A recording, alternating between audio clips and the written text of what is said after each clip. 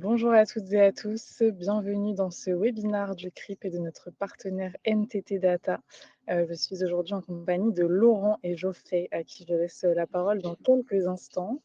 N'hésitez pas à utiliser le chat donc, en bas à droite de votre écran pour nous confirmer que vous m'entendez bien, que vous nous voyez bien. Vous voyez bien cette première slide de présentation. On va démarrer dans quelques secondes. Bonjour à toutes et à tous. Merci de nous rejoindre, ce matin. Voilà, n'hésitez pas à nous confirmer dans le chat que tout fonctionne de votre côté. Merci pour vos retours.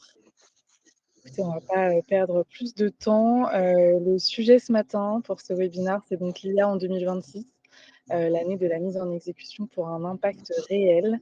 Voilà, donc je laisserai, Laurent et Geoffrey vous en parler. Je vous rappelle que vous avez cet, espace de chat disponible tout au long de la session pour y inscrire vos remarques et vos questions. Donc voilà, n'hésitez pas à l'utiliser. Laurent, je vous laisse, commencer. Bonjour, merci à tous d'être avec nous. On a effectivement 30-40 minutes ensemble pour évoquer le sujet de l'IA. Alors, on a choisi de se concentrer, vous allez voir, sur des sujets assez pragmatiques. Avant ça, on va prendre un petit peu de recul et essayer de comprendre aussi où en est le marché de façon très concrète en ce début 2026. Je suis Laurent Milan, je suis responsable des solutions applicatives chez NTT Data. Je suis accompagné de Geoffrey qui se présentera tout à l'heure, mais qui est mon homologue sur les solutions d'infrastructure. Alors, finalement, qu'est-ce que vous pouvez attendre de ce webinaire?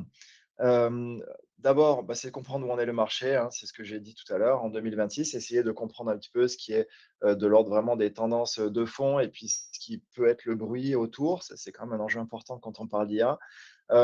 Deuxième point, on va essayer de comprendre aussi ce que font les leaders de l'IA, c'est-à-dire les entreprises qui sont les plus matures, pour passer à l'échelle, parce que vous verrez que c'est un enjeu qui est absolument clé cette année.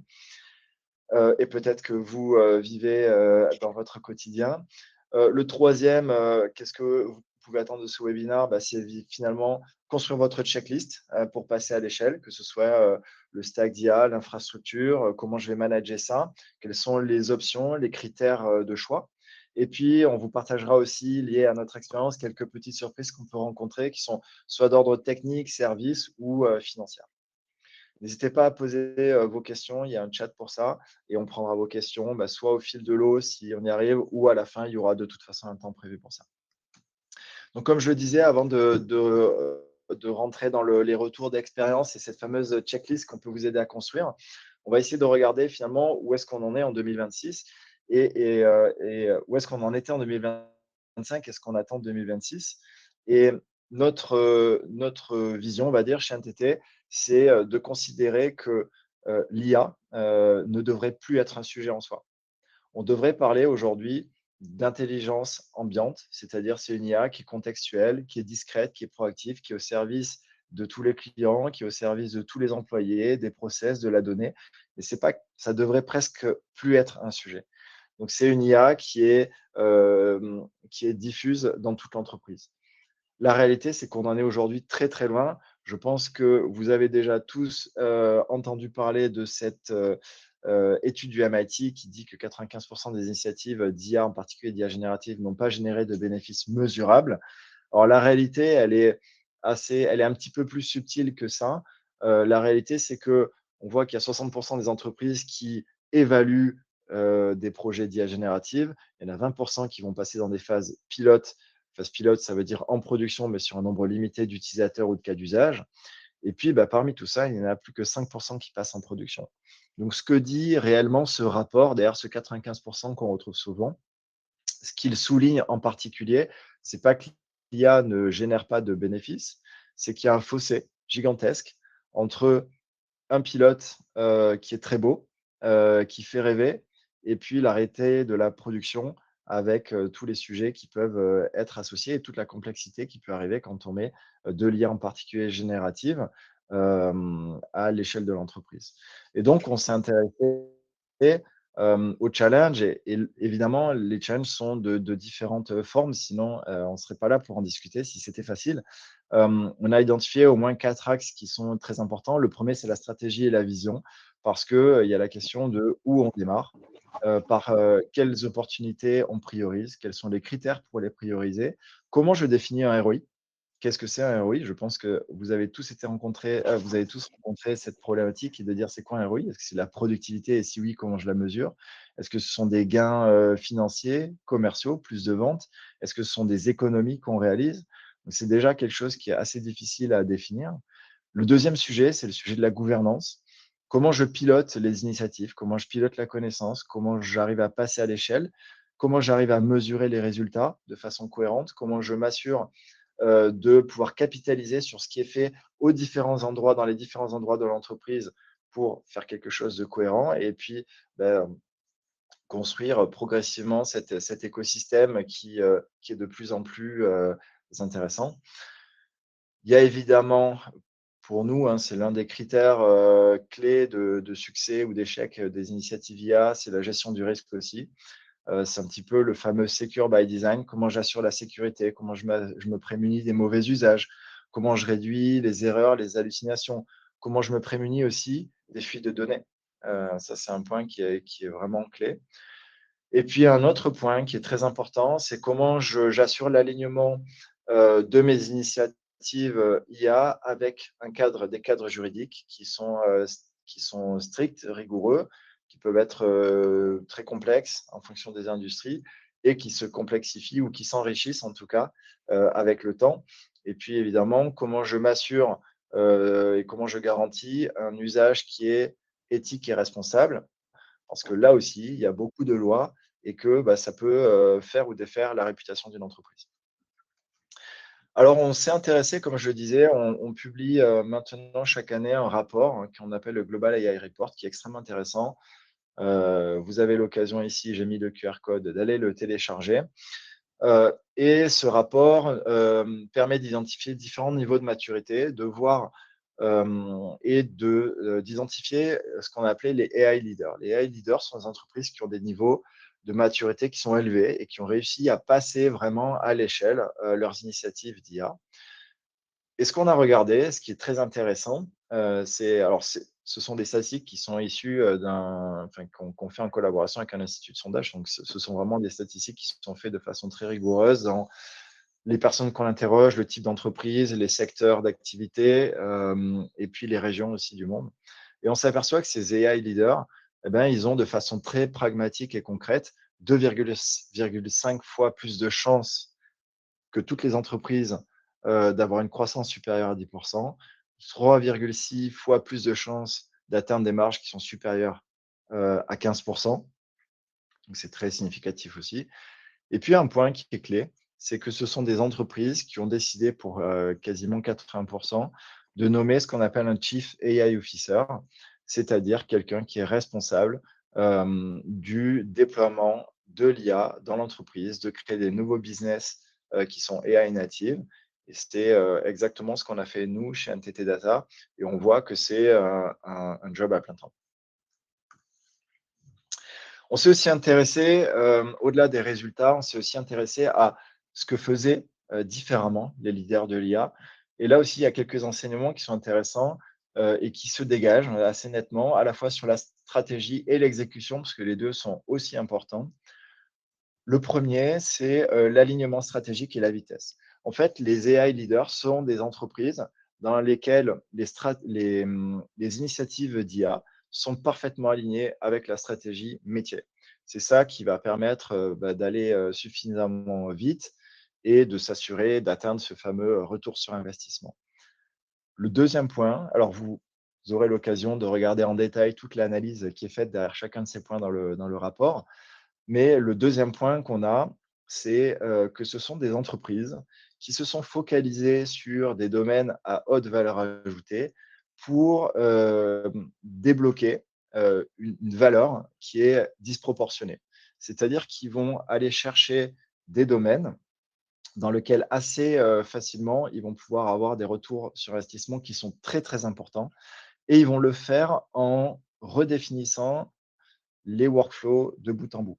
Donc il ne s'agit pas là d'intégrer, de façon, légère de l'IA à droite à gauche. C'est de prendre un domaine où il y a un énorme levier et de les repenser de fond en comble. Le troisième point, qui est assez lié au deuxième, c'est de créer un cercle vertueux. On part du principe que ces entreprises-là, elles ont réussi, grâce à cet investissement initial qui est important, sur un domaine où il y a un effet de levier qui est majeur, d'utiliser cette énergie pour réinvestir dans bah, leur future croissance et dans des nouveaux domaines. Donc, elles arrivent à créer un cercle vertueux qui est vraiment incentivé par les objectifs qu'ils vont réussir à dégager. Et puis un quatrième point qui est aussi très parlant et qui est très intéressant, c'est de voir que finalement, c'est le leader AI et c'est pour ça qu'il y a besoin d'un global AI, enfin un chief AI officer, pardon. C'est que ce sont des entreprises qui vont réfléchir aussi à comment se réinventer. C'est-à-dire qu'elles vont créer à côté de leur line of business classique des nouveaux business qui sont AI native et qui sont complètement repensés. Là aussi, avec une logique de ne pas intégrer de l'IA dans le process, mais d'intégrer l'IA euh, euh, euh, au cœur du process. D'un point de vue de l'exécution, les AI leaders pensent aussi leur stratégie à l'échelle, dès le début. Euh, Si on se dit que l'IA est un asset stratégique de l'entreprise, ça nécessite des investissements. Donc, les entreprises, ces entreprises-là vont penser la sécurité by design et elles vont réfléchir à l'échelle de l'entreprise, c'est-à-dire pas simplement je consomme du cloud parce que c'est facile à consommer et que je peux avoir un retour sur investissement intéressant parce qu'en fait, j'investis assez peu, parce que j'ai une barrière à l'entrée qui est faible, donc je prends pas trop de risques, mais en fait, mon retour sur investissement est pas très intéressant. Ce sont des entreprises qui vont se dire, bah, finalement, moi, à l'échelle de l'entreprise, il y a des données que je ne veux pas mettre dans le cloud. J'ai des données qui sont peut-être en local parce que je suis dans le domaine de l'industrie et que mes données sont dans mes usines. Et donc, il va me falloir aussi des capacités d'IA privée. Voilà. Un autre point super intéressant dans l'exécution, c'est que les AI leaders sont des entreprises qui vont réfléchir à comment elles peuvent utiliser l'IA pour amplifier euh, leurs experts, c'est-à-dire les gens qui ont le plus d'expérience, qui sont les plus compétents. Donc, plutôt que d'essayer de les remplacer en se disant qu'ils coûtent cher, on va prendre ces gens qui sont les plus moteurs dans l'entreprise et amplifier leur impact. Euh, le troisième point dans l'exécution, c'est l'adoption positive. Ce n'est pas un point nouveau, mais c'est un point qui est clé. L'idée, c'est d'arriver à diffuser l'IA à toute l'échelle de l'entreprise, d'impliquer toutes les lignes de management et puis tous les collaborateurs à créer et adopter l'IA de façon positive pour les accompagner dans leurs tâches quotidiennes, par exemple. Et puis, le dernier point qui est absolument clé, c'est la gouvernance à l'échelle. Je parlais de Chief AI Officer. 80% là, des AI leaders ont réussi à centraliser une fonction de gouvernance de l'IA qui va formaliser finalement euh, toute la supervision des programmes, la complémentarité des programmes, les priorités, l'alignement sur les frameworks de risque et de conformité. Et donc, c'est aussi un point qui est absolument stratégique à considérer.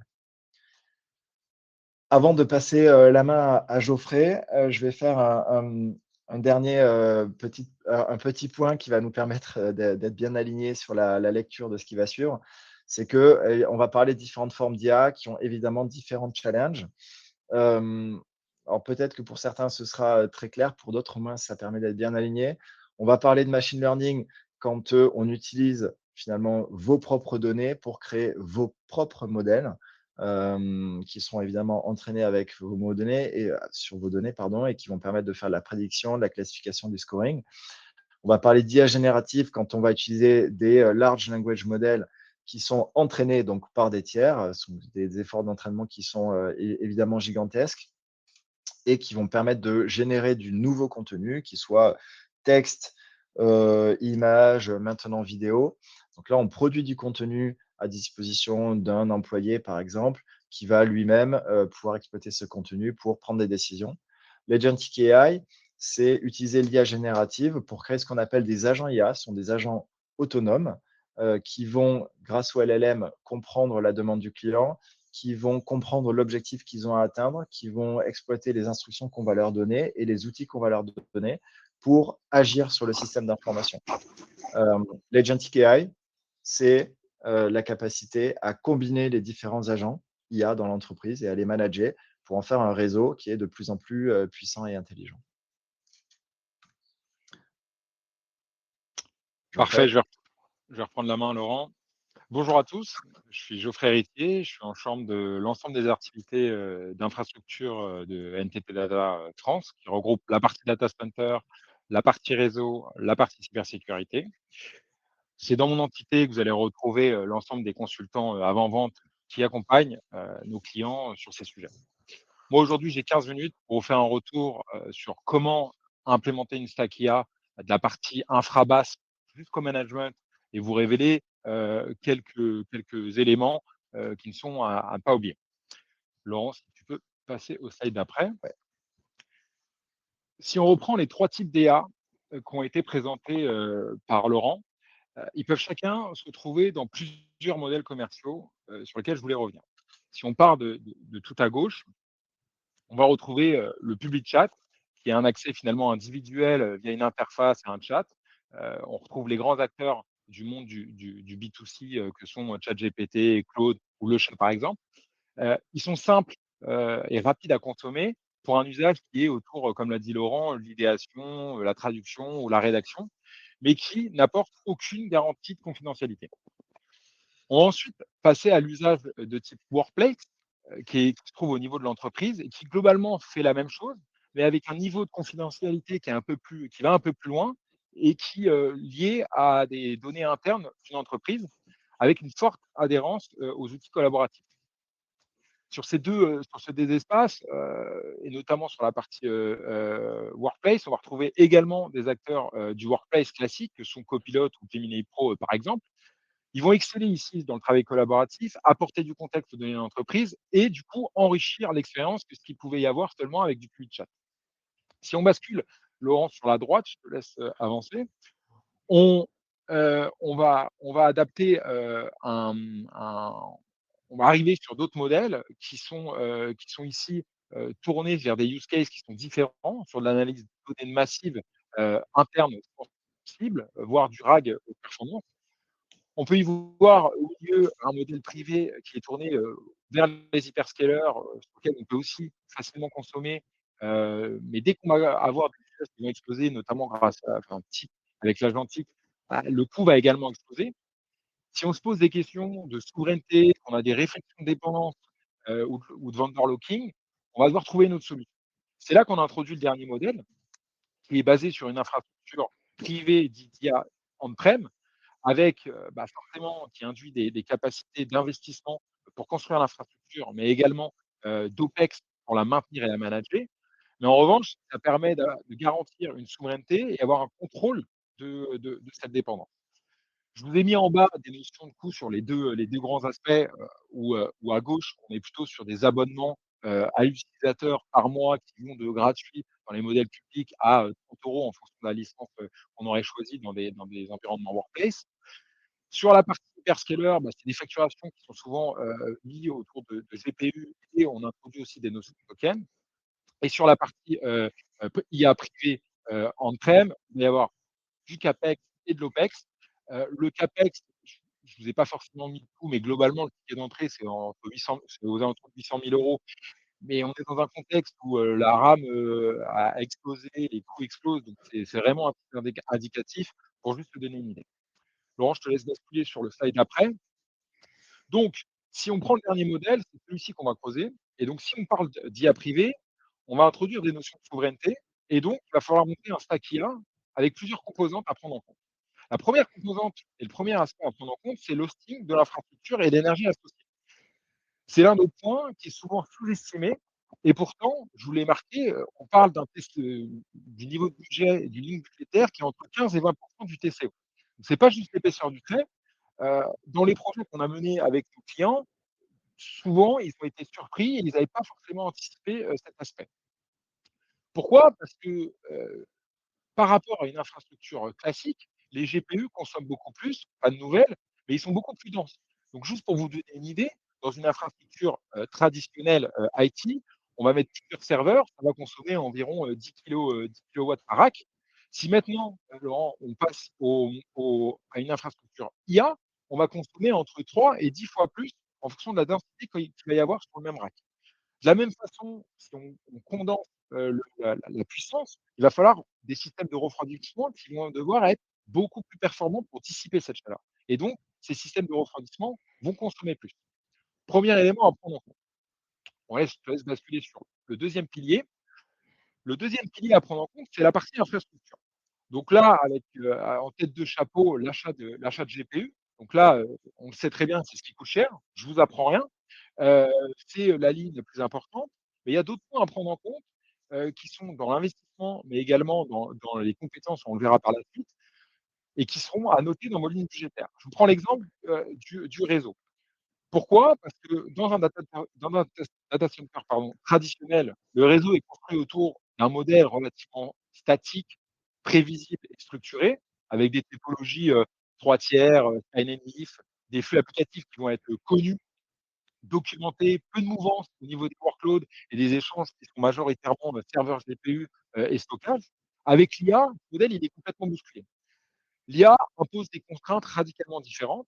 On parle de latence ultra basse entre les GPI.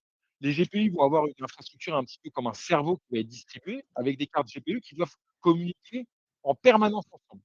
C'est là où on introduit de nouveaux protocoles, RDMA, RoCE V2 ou InfiniBand et qu'on introduit la notion de réseau back-end qui est complètement différent de réseau front-end.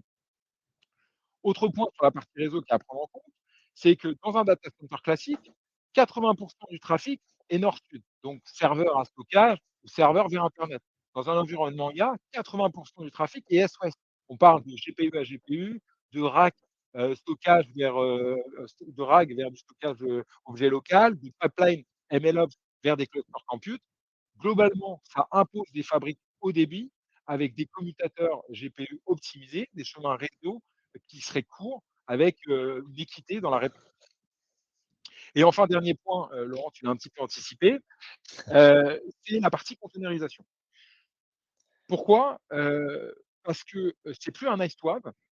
Il va falloir des compétences et donc des licences potentiellement en fonction du choix et on le verra après qu'on fait et donc c'est une ligne budgétaire également à prendre en compte. Il va falloir déployer, des conteneurs pour, scaler, être sécurisé et industrialiser les solutions IA. Dans un modèle d'IA type RAG, LLM, pipeline de data, il va y avoir des dépendances complexes, des versions, précises de bibliothèques et des runtime GPU. Le conteneur, c'est la solution pour emballer le tout dans un environnement stable avec même modèle, même code et même dépendance pour un résultat où partout où on va déployer, on aura exactement le même résultat. Si on passe à l'implémentation, de cette infrastructure sur, le slide d'après, on va avoir la ligne ici budgétaire qui va être la plus faible. On parle entre 5 et 10. Encore une fois, les pourcentages que je vous donne, c'est ce que nous on a identifié sur les projets qu'on a menés. Mais ces 5 à 10 ils peuvent être variables, en fonction de des choix qui vont être menés. Pourquoi? Si on passe sur le slide d'après, Laurent, ici, je vous ai fait un petit récap des couches de façon synthétique qu'il peut y avoir dans les modèles, qu'on va implémenter. Il y a 2 modèles qui s'opposent et donc un choix à faire. Soit on part sur, une infra qu'on va dire, AI core orientée open source avec beaucoup d'acteurs, beaucoup d'outils différents et du coup, on gère, la notion de dépendance et de vendor locking également à cet aspect-là. Ou alors, on va partir sur, un core modèle qui sera plutôt dit commercial avec des grands faiseurs, des stacks software type, Red Hat OpenShift AI, NVIDIA ou voire même maintenant Mistral Studio. Ici, le sujet, c'est de se dire si on part sur un modèle open source, je vous l'ai dit, on va avoir moins de vendor locking. En revanche, il va falloir, on va apporter beaucoup de complexité et il va falloir beaucoup de compétences dans le build et dans le run pour opérer. Et donc, ça va avoir un impact économique fort parce que ça va être plus dur à implémenter et Pardon, plus long à implémenter. Et enfin, ouais, Laurent, tu peux y aller. pardon, ouais. Enfin, le dernier point, que je voudrais adresser, c'est la partie run. Bon, je l'ai imagé sur la notion de service managé, mais globalement, ici, les 35 ils sont également variables en fonction du delivery model que vous allez choisir. Ça peut être beaucoup moins, si vous faites du flow shore ou ça peut être beaucoup plus si tout est localisé en France. Le sujet, il est toujours, est-ce que c'est du make ou c'est du buy? Aujourd'hui, dans l'IA, on adresse des technologies et des domaines qui sont très récents. c'est toujours intéressant de pouvoir se faire accompagner. Si tu passes au slide d'après, Laurent, la première chose qu'il va falloir faire quand on veut réfléchir au modèle qu'on veut implémenter pour la partie run, on sait qu'on a beaucoup d'expérience sur l'infogérance IT classique, mais dès qu'on parle d'IA, ça va rabattre les 4. La première question à se poser, si tu laisses afficher le 1er plan, Laurent, c'est: «Est-ce que j'ai des restrictions de localisation sur mes données? Où sont mes données actuelles? Est-ce qu'elles doivent être on-prem dans des environnements souverains ou elles peuvent être, hébergées sur des hyperscalers?» Peut-être que les données sont déjà hébergées sur des hyperscalers. L'autre point, c'est: est-ce que vous avez bien compartimenté vos données entre celles qui sont publiques, celles qui sont critiques mais pas confidentielles et celles qui sont sensibles et confidentielles? C'est ultra important. On a beaucoup de nos clients qui confondent criticité et confidentialité et qui s'imposent des contraintes dont elles n'ont pas besoin. Quand on vient à la deuxième brique que Laurent a affichée, il faut ensuite se poser la question: avez-vous des restrictions sur les équipes qui doivent opérer ces environnements, ces applications, ces données? Est-ce qu'elles doivent être nécessairement localisées en France? Alors là, j'ai pris l'exemple de la France, mais en fait, ça marche pour tout type de pays. Est-ce qu'elles doivent être de nationalité française? Avez-vous des restrictions d'habilitation, du secret défense ou autre? Tout ça, ça va structurer la composition des équipes. Il faut également bien garder en tête que la localisation des données peut être complètement indépendante de qui va opérer ces données. Ça, c'est et ce qu'on a vu, nous, c'est que c'est souvent indépendant. Et enfin, la dernière stat qu'il faut avoir en tête, c'est: même si vous avez des restrictions, nous, on a des clients qui sont dans le secteur aérospace défense, qui ont de très fortes restrictions, avec des équipes qui doivent être en France, de nationalité française et des données en France. Et pourtant, nous, on leur met en avant le fait qu'il y a certaines activités sur lesquelles on n'a pas forcément besoin d'accéder aux données. Ce serait dommage de ne pas s'appuyer sur des compétences d'un acteur global comme nous, comme NTT ou un autre acteur global, heu, qui a d'expérience, sur l'IA. Pourquoi? Premier point, sur les incidents complexes et critiques. S'il y a le feu lors d'un incident, c'est toujours intéressant de pouvoir se tourner vers un support niveau 4. Deuxième point, dès qu'on parle de problème management, si les niveaux 2 et niveau 3 n'arrivent pas à comprendre ce qui se passe, pouvoir solliciter une équipe d'experts qui n'est pas focus sur votre environnement et qui travaille sur plusieurs environnements clients, ça peut être bénéfique. Troisième point, la façon et la gestion des grosses upgrades majeures. C'est des choses qui peuvent être jouées, testées dans nos labs, dans nos centres d'excellence en centrale, sur des données qui ne seraient pas en production, et c'est peut-être des upgrades majeurs qui ont déjà été joués chez d'autres clients. Donc il peut y avoir cette expérience. Et dernier point qui est ultra important, c'est l'innovation. On est dans un domaine qui bouge très vite, je l'ai dit tout à l'heure. La capacité à pouvoir s'appuyer sur des centres d'excellence globaux qui font de la veille, qui suivent les évolutions, qui testent les nouveaux sujets, va favoriser l'innovation continue. Laurent, je te laisse passer au slide d'après. Les 2 slides qui vont s'enchaîner, j'ai voulu faire un petit retour sur finalement comment on manage au day to day, soit du LLM MLOps, soit de l'adjoint. Je commence par la partie, MLOps. Sur cet aspect, il y a de grandes similarités avec l'infogérance IT historique. Mais attention, il y a aussi des différences. Le premier point le plus à gauche, c'est le plus important. Je vous rappelle, une infra avec des GPU, ou du réseau back-end, pas du switching traditionnel. Du slicing de GPU, c'est un peu différent que gérer du VMware. De la base de données, je ne sais pas si vous avez du DBA Oracle, bah, ça va être complètement différent que de gérer de la base de données vectorielle. Donc il va falloir, si vous ne l'avez pas en tête, muscler vos équipes sur cet aspect-là ou s'appuyer sur un partenaire qui a des équipes solides sur ces aspects-là. Ensuite, il y a toute la partie orchestration. On l'a dit, tous les use cases IA, ils vont tourner dans des containers. Donc le container, que ça soit du Kubernetes ou des couches au-dessus, vous pouvez avoir du Rancher ou de l'OpenShift. Si vous avez l'habitude de faire du DevOps et du container, il n'y aura pas de sujet, ça sera classique. Et si le container est nouveau pour vous, il va falloir des compétences fortes sur cet aspect-là.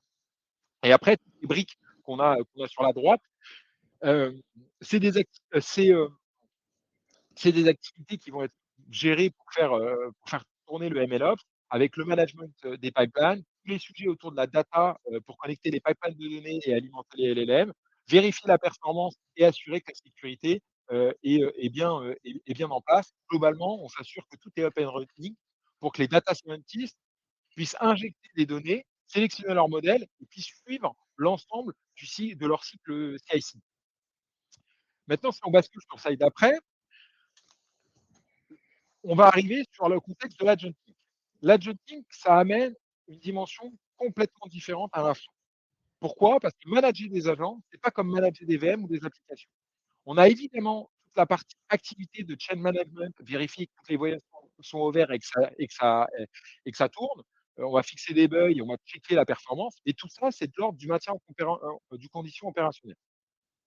Si on va sur l'étape d'après, qui est l'observabilité, en gros, est-ce que l'agent fait ce qu'il est censé faire? Est-ce qu'il répond intelligemment aux questions qu'on lui pose? Ça, c'est critique. On rentre dans une nouvelle dimension d'observabilité. Il ne s'agit pas uniquement de vérifier si la CPU, la RAM ou le port, il est up. Je fais exprès de faire des raccourcis volontaires sur l'observabilité IT, mais c'est une réalité. Et c'est un point critique. L'observabilité des agents est complètement différente. Et le dernier point, pour finir, c'est la partie sécurité. Est-ce que mon agent accède aux données auxquelles il a le droit? Ni plus ni moins. Il faut considérer un agent comme finalement un utilisateur qui a des droits. Et donc, il va forcément y avoir une gestion de l'identité qui va être propre aux agents, qui sont déployés avec une politique de sécurité, qu'il va falloir manager. Et si on ne gère pas cette gestion de la sécurité des agents et à ce à quoi ils accèdent, ça peut être dramatique. Un agent, s'il fait quelque chose qu'il n'a pas le droit, s'il transfère des données vers un endroit non adapté, il peut y avoir des répercussions fortes. J'en ai terminé. Je vais juste passer sur le dernier slide, pour faire un petit récap de ce qu'il faut retenir. Globalement, le premier point à retenir, c'est le use case business, c'est lui qui va définir les types d'IA qui va être utilisés. Une fois que vous avez défini ce type d'IA, ça va vous orienter sur la stack qu'il va falloir monter. Et chaque brique du TCO que je vous ai présenté est à adapter au contexte de l'IA. On ne pourra pas faire de l'infogérance ou du service ou du manager même si c'est de chez vous, de façon classique. Et le dernier point, s'appuyer sur des centres d'excellence globaux, ça va être des opportunités pour se lancer et pour innover avec des personnes qui savent et qui savent adresser ces sujets. J'en ai terminé. Je vais laisser Laurent reprendre la main pour finalement vous dire qui on est, nous, NTT Data, et comment on peut vous accompagner. Merci beaucoup. Ouais, merci Geoffrey. Donc effectivement, NTT Data, alors aujourd'hui en France, on est à peu près 600 personnes, on a un peu plus d'une centaine de clients, on est partenaire digital du Paris FC depuis cette année. NTT Data, c'est une grande entreprise, hein, c'est 30 milliards de chiffre d'affaires. C'est le troisième plus grand opérateur de data center dans le monde. Donc, on fait tourner tous les grands hyperscalers. On construit un data center, un très grand data center dans le sud de Paris. Alors la marque est des fois peu connue parce qu'elle est relativement récente, mais on est dans le top 5 des entreprises de services IT les plus importantes du monde, avec une proposition de valeur qui est d'accompagner les clients, qui est assez unique là aussi, de pouvoir accompagner les clients de bout en bout, c'est-à-dire de la définition de la stratégie métier en passant par l'intégration et l'infrastructure et puis vraiment les couches data center et opérateurs réseau. Et donc, c'est pour ça que c'est absolument notre conviction, c'est que c'est une grande force pour accompagner nos clients sur les projets d'IA, parce que ce sont des projets qui ont beaucoup de composantes et que la seule façon pour que ça fonctionne à la fin, c'est que toutes ces composantes soient bien alignées. Donc voilà un petit peu pour qui est NTT Data. Alors comment on peut vous aider à passer à l'échelle? Donc vous avez compris que c'était évidemment l'un des grands enjeux aujourd'hui. Je suis sûr que vous avez déjà expérimenté un certain nombre des challenges qu'on a présentés. Notre ambition, c'est de vous accompagner. Pour cela, on a développé un partenariat très fort avec Mistral AI l'année dernière, avec un centre d'excellence Mistral AI qui s'ouvre à Paris, avec le co-développement de modèles sur certains verticaux, avec un programme de formation dédié qui a commencé pour installer toute la stack, notamment pour une IA privée. On a aussi un track record de projets réussis avec Mistral, donc au plaisir de le partager avec vous, avec des projets end-to-end, des projets d'IA privés dans des secteurs très confidentiels, par exemple. Et puis, ce qui est aussi intéressant, je pense, et qui légitime notre approche, c'est que NTT Data est reconnu comme un leader par le Gartner dans les services de consulting et d'implémentation de projets d'IA générative. Ce que souligne le Gartner, c'est la capacité à produire des projets qui ont un impact. Donc, pas des proof of concept ou des proof of value, mais vraiment des projets à l'échelle de l'entreprise.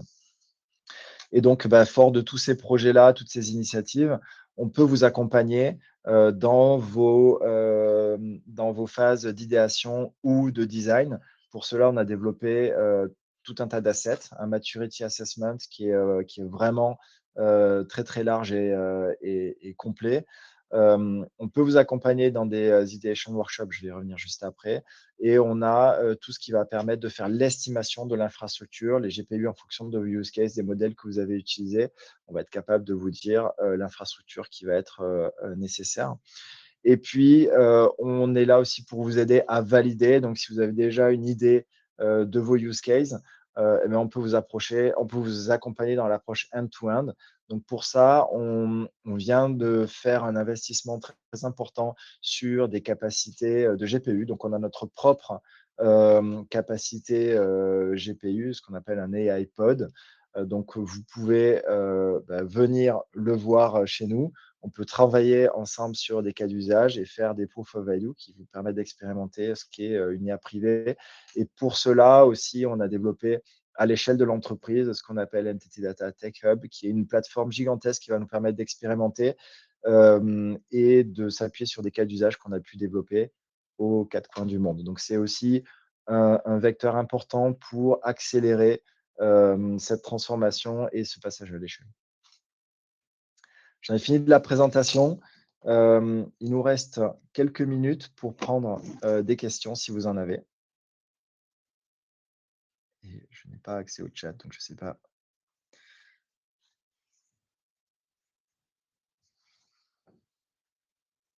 s'il y a des questions. On vous laisse encore 1 ou 2 minutes pour poser vos questions.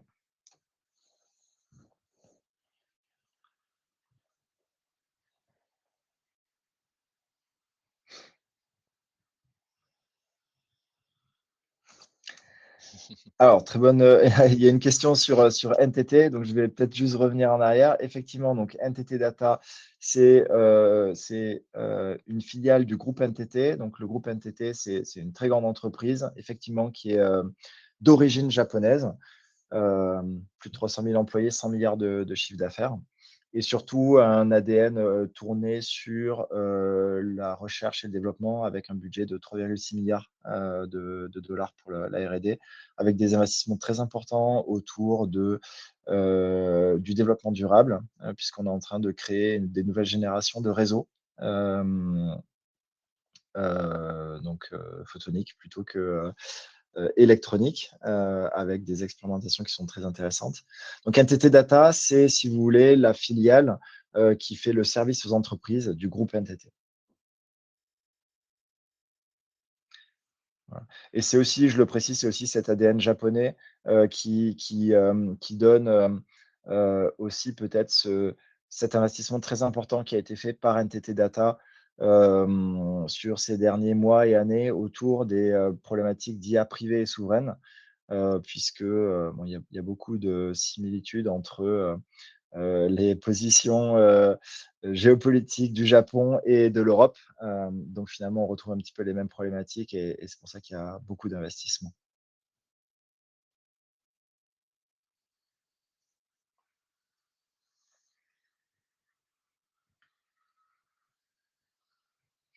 Il nous reste encore 2 petites minutes.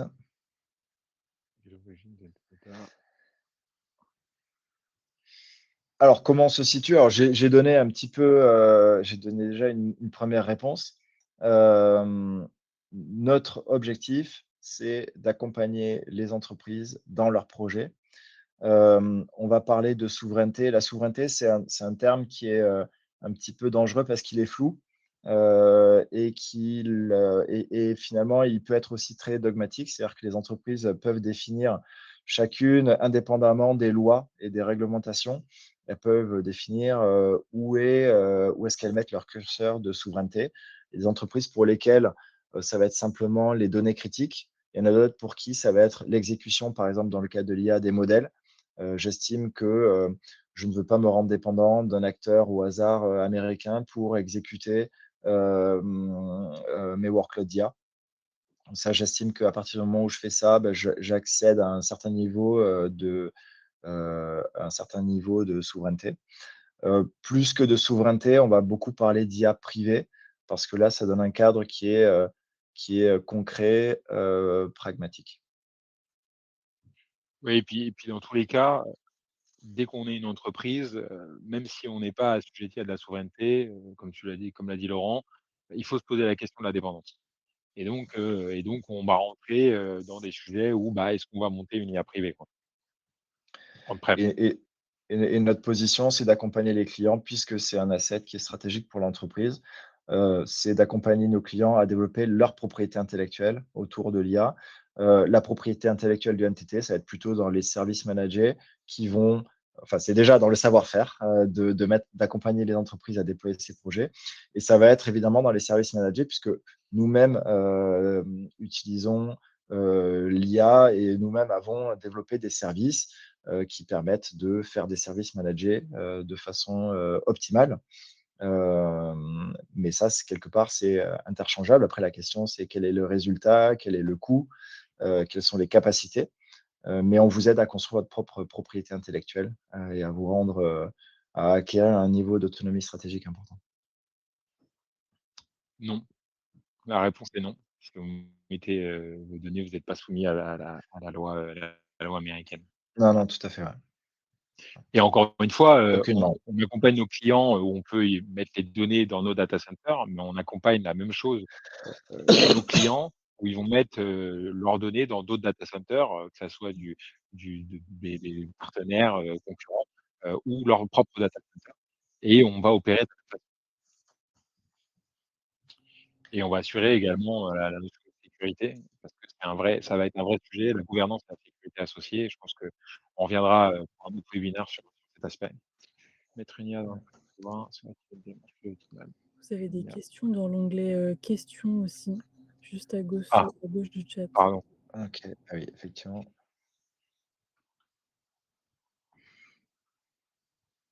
Alors, Laurent, je sais pas si tu veux, la partie cloud souverain, d'IA. Oui, ça peut alors, je vais répondre à la question sur la partie, cloud souverain.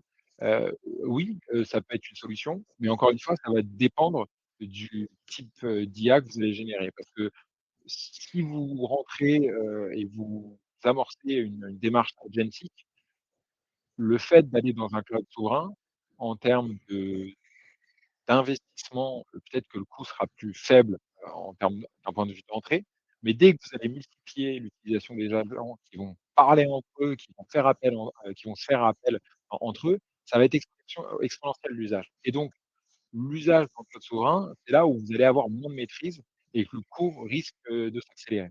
Alors que si vous avez une démarche plus privée on-prem, vous allez avoir un coût d'investissement qui peut être fort. En revanche, vous allez maîtriser la façon dont vous allez les scaler.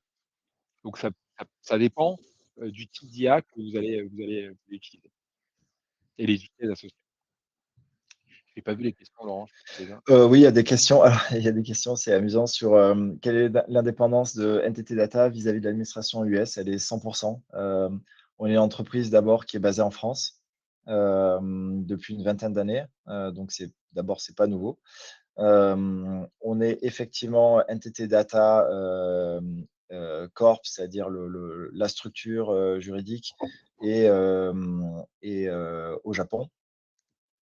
Heu et nos opérations sont, on va dire, on a 3 grandes plaques, États-Unis, Europe, Latin America et Asia-Pacifique, heu, qui ont chacune un niveau d'autonomie, suffisant. Donc, on est 100 indépendant, de l'administration US. Après, il y avait une question sur quelles sont les réussites les plus percutantes réalisées dans ce créneau. Alors, le problème, c'est que je ne sais plus, c'était à 11h40, c'est 2, je ne sais plus à quoi on fait référence. Je pense que c'est peut-être la réalisation qu'on a pu mener, nous, en termes de projet. Je ne sais pas si on parle plutôt de références de cas, qu'on a pu mener ou cas d'usage. Heu, je sais pas si c'est ça. Hem et après, y a-t-il une annonce majeure NTT Donc prévue avec ces moi, services numériques? je Ouais. suppose que c'est ça, hein. Sur les réalisations percutantes, on a par exemple, le déploiement, le management, d'une infrastructure d'IA privée, pour un acteur, dans un secteur, sensible en France, par exemple, donc qui a décidé de dire: «Ben, voilà, NTT Data, construisez-moi un stack d'IA privé qui est complètement privé, entièrement, déconnecté, du d'internet, hem et qui va nous permettre de manipuler, des données qui sont sensibles». Par exemple, ça, c'est une réalisation concrète. Une autre réalisation concrète, c'est, une entreprise qui fait la gestion, des brevets et du conseil autour de la propriété intellectuelle, chez qui on a travaillé pour le coup là end to end. C'est-à-dire on les a accompagnés dans la réflexion à ce que ça pouvait, l comment ils pouvaient exploiter l'IA pour transformer les services qu'ils proposaient et leurs opérations dans l'entreprise. Et puis on est descendu jusqu'au la couche des infrastructures, c'est-à-dire, créer, l'infrastructure qui permet de supporter ces workloads d'IA qui vont supporter les cas d'usage, qui vont permettre, d'atteindre cette transformation de l'entreprise qui est désirée par l'entreprise. Voilà, donc ça, c'est par exemple 2 exemples de très concrets et récents, qu'on a réalisés. Avec chacun un point d'entrée un peu différent. Un point Ouais, d'entrée plus use case pour le dernier et puis business, ouais. un cas d'entrée plus infrastructure pour le premier.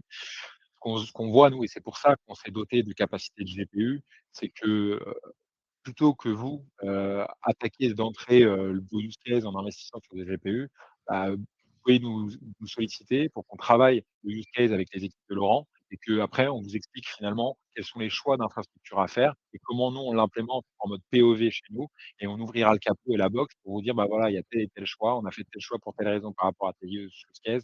Voilà la couche qu'on a choisie, elle est plutôt open source, elle est plutôt, commerciale» et on vous explique le lien, associé. Il y a une question qui me fait sourire parce que c'est un sujet qu'on aurait voulu aborder avec Geoffrey, mais on n'avait évidemment pas le temps. C'est la question, autour des solutions, frameworks, ou autres, pour, forcer, contrôler les guardrails aux agents IA. Mmh. C'est une question qui est assez vaste. La question, on va répondre de façon très directe.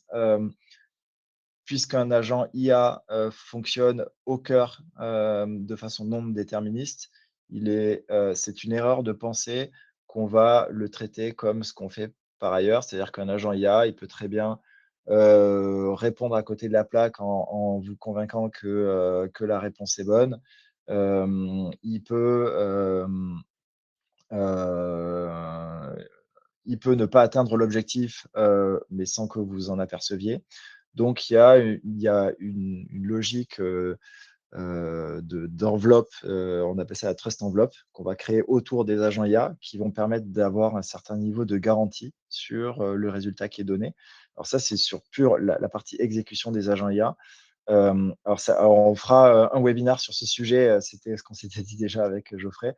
Mais il y a en fait, le vrai sujet, c'est le sujet de la gouvernance, parce qu'il y a un sujet de conformité, il y a un sujet d'éthique. Donc comment je m'assure que mes cas d'usage sont éthiques, qu'ils respectent les réglementations. Il y a le EU AI Act qui est extrêmement intéressant si vous ne l'avez pas lu et qui donne un cadre éthique qui est, heu, voilà, européen, qui est plutôt rassurant, en tant que consommateur.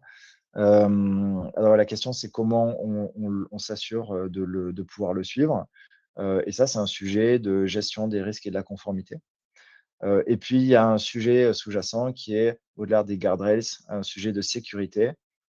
Donc oui, tous les modèles embarquent des guardrails, mais on sait très bien que ces guardrails peuvent être sautés, qu'il y a des tas d'attaques possibles et pour éviter ça, eh bien, il y a aussi des solutions qui permettent de sécuriser, les modèles, l'accès aux modèles et puis aussi, se prémunir des fuites de données. C'est un petit peu ce que j'ai introduit, au début de la présentation.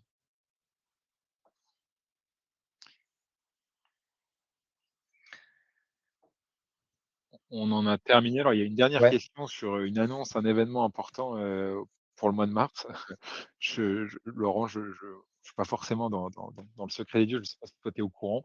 J'ai pas Mmh. forcément de Alors c'est de très spécifique. Non, je sais ouais, pas si, ça fait référence à quelque chose de très particulier ou pas. Non, j'ai pas la réponse comme ça, on n'a pas forcément la spécifique. réponse. Je vous propose qu'on s'arrête là pour aujourd'hui. Merci à tous les 2 pour, cette présentation. Merci à toutes et à tous pour, votre participation et vos nombreuses questions.